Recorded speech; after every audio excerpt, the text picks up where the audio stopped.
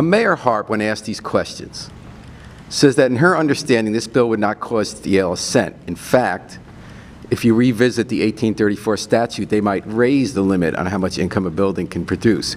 Her argument is that because of unclearness in the law, because it's old, the city doesn't get to look at a building first and say, we believe it constitutes being taxable under this law, or it doesn't.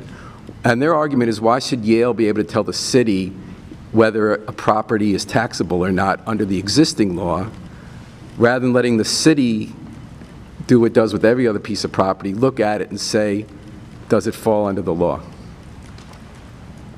Well, I'm not sure what she means, because we sit with the tax assessor regularly. We review all of the commercial in our buildings, and there are buildings where we have commercial and academic space side by side.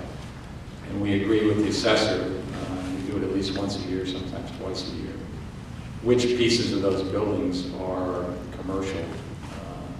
And what we try to do is we've gone around the city and developed property is to make sure that we have life and vitality at the streetscape.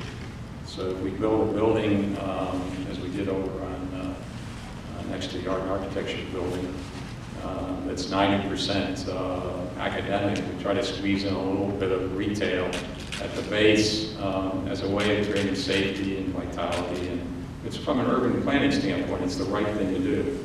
And we try to knit ourselves into the urban environment in that way. We stop the tax assessor, we say, here's a portion of the building that's retail, here's the portion of the building that's academic, and he agrees with us. It's pretty obvious. I mean, it's not too hard to figure out what's commercial and what's academic.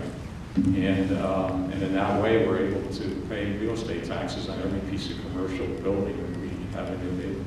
Somebody else there?